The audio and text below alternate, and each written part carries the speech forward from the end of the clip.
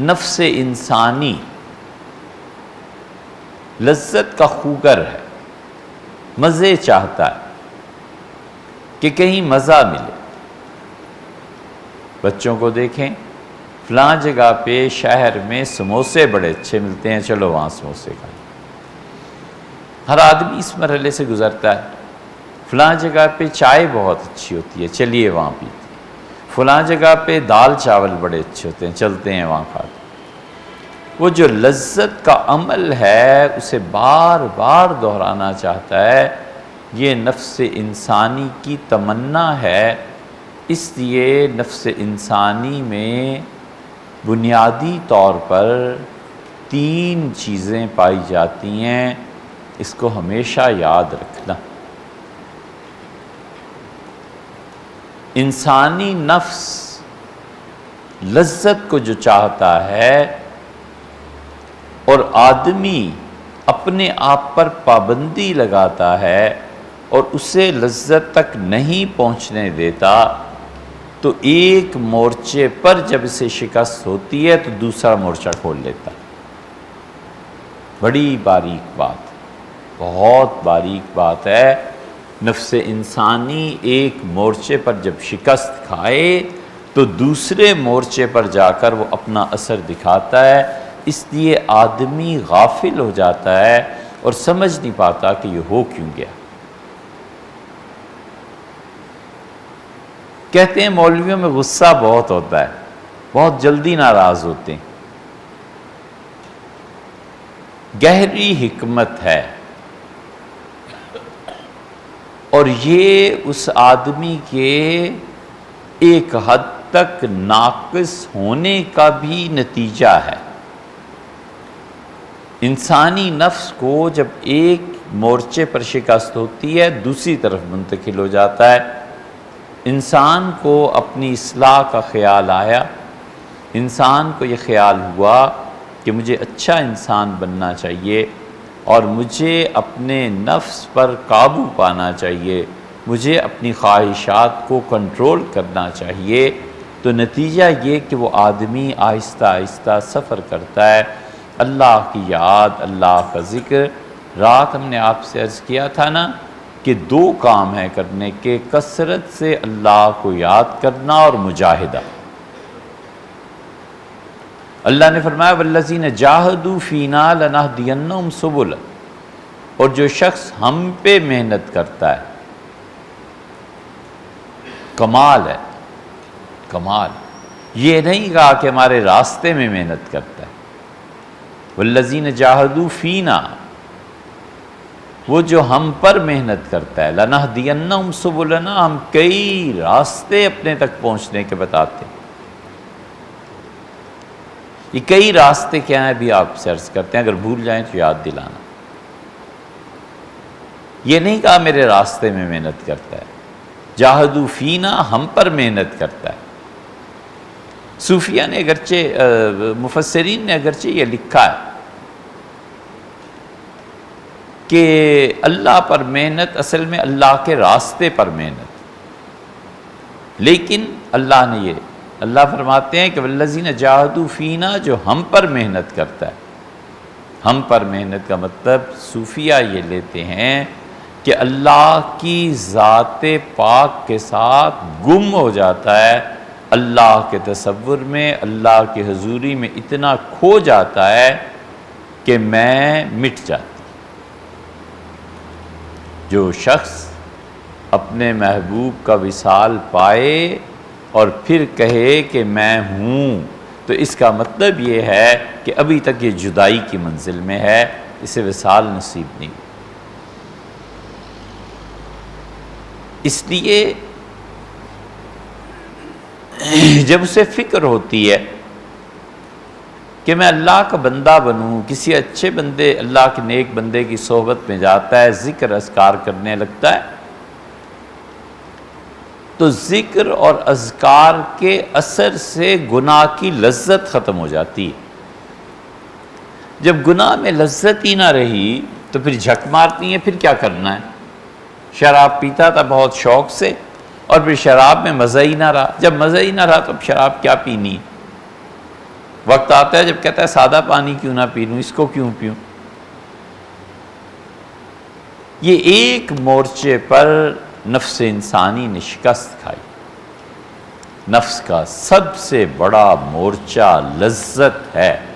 3 مورچے ہیں اس کے، 3 جگہ سے حملہ کرتا ہے، اور یہ جب پہلا حملہ کرتا ہے اس کا، اور لذت گناہ سے ختم ہو جاتی ہے، وہ عادت پھر کچھ عرصے کے بعد ختم ہو جاتی ہے، پھر انسان زیادہ ان چکروں میں نہیں رہتا، اس لیے کہ اس کے لیے یہ سب چیزیں برابر ہو جاتی ہیں، اللہ کی یاد، اللہ کا ذکر۔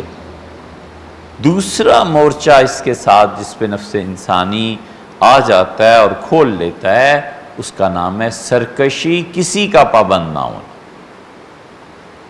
لذت سے ہٹا اور سرکشی پہ آیا۔ بہت شدید طاقت ہے، نفس انسانی ٹکراتا ہے ایسے، اور وہ کہتا ہے کہ ٹھیک ہے، اسے جلدی غصہ آنا شروع ہو جاتا ہے، بات بات پہ لڑ پڑتا ہے، اور جو خواہشات نفس پابندیوں کی وجہ سے پوری نہیں ہوئی تھی، اس کا انتقام اور بدلہ لوگوں سے لیتا ہے، اس لیے لڑائیاں کرتا رہتا ہے، اس لیے ہر ایک سے دینگا مشتی، ہر ایک سے مماری، ہر ایک سے کوئی نہ کوئی ایسا برا رویہ کہ لوگ کہتے ہیں کہ اللہ کی پناہ ہے، یہ انسان ہے، یہ کیا ہے۔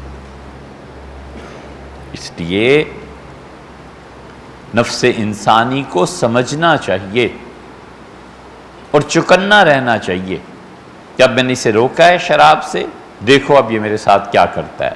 اب الجھاؤ پیدا ہوگا طبیعت میں، وقت آئے گا شام کو پینے کا، تو اس وقت بار بار اس کی لذت یاد آئے گی، اس کی یاد آئے گی، پھر آدمی الجھ جاتا ہے، پھر کہتا ہے کہ اوفو کیا میرے ساتھ ہو گیا ہے، میں اس کام کو کیوں نہ کروں۔ تو وہ جو اس پہ الجھاؤ پیدا ہوتا ہے، اور وہ جو اس پہ انسانی طبیعت میں وہ غصہ پیدا ہوتا ہے، اس کو کنٹرول کرنا ضروری ہے، تاکہ آدمی کا نفس اور خود آدمی لڑے آپس میں، اسے کہ یہ کام نہیں کرنا۔ اس کی وجہ سے جو الجھاؤ پیدا ہو رہا ہے نا، اس کا اثر دوسرے تک نہیں پہنچانا۔ انسانی اخلاقیات کی بڑی خوبی ہے کہ وہ اپنے تأثر کو دوسرے تک نہ پہنچنے دے، خود پہ قیامت گزر جائے مگر لوگوں سے ہنسنا، مسکرانا، بولنا، وہی اندر جتنا بھی فکر ہو گھل جائے، مگر کسی پر اظہار نہ ہونے دے کہ یہ چیز۔ وجہ اس کی یہ ہے کہ نفس انسانی کو یہاں سے موقع ملتا ہے اللہ سے شکایتیں پیدا کرنے کا، تو وہاں سے جو باز آیا لذت سے، اب یہاں دوسرا مورچہ کھل گیا، اور وہ غصہ ہے، سرکشی ہے۔ اور سرکشی کا مطلب یہ ہے کہ میں نے کسی کی نہیں ماننی،